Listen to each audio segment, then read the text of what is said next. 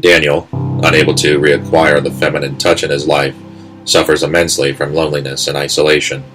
He begins abusing alcohol and prescription drugs, eventually dying from alcohol poisoning in his apartment. It is assumed he committed suicide, but no suicide note is found. Ben never meets the purported love of his life, Stacy, and continues to smoke as a short-term cure for his anxiety and insecurity. After more than a decade of smoking, he develops smoker's lung, which culminates into lung cancer. Unable to afford treatment, he dies a slow, painful death. Deshawn cannot cope with his suicidal thoughts and chooses to suffer in silence.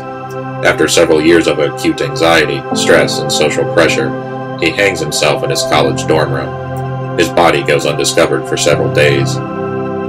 Joey graduates college and becomes a programmer. He applies for jobs in several AAA companies, but all of them deny his applications. Without a woman in his life to provide comfort and support, he flounders and fails. Ellie continues to delude herself by thinking she will achieve a high-level position in an animation studio in California or Florida. She ends up working as a waitress at a 2-star restaurant in New York City. She never accomplishes her dreams. Nikki earnestly tries to help Deshawn overcome his mental and physical problems. After Deshawn commits suicide, Nikki's mind shuts down, and she is unable to function like a normal human being. She lives with her parents for the rest of her life. Stacy, having never felt a true attachment to those she called friends, carries on with her life. She forges new friendships and romantic relationships. She gradually forgets about Ben until he becomes nothing more than a distant memory. John teaches himself how to play various instruments. He tours in small towns and villages in the Republic of Ireland, but never reaches mainstream success. He turns to cocaine.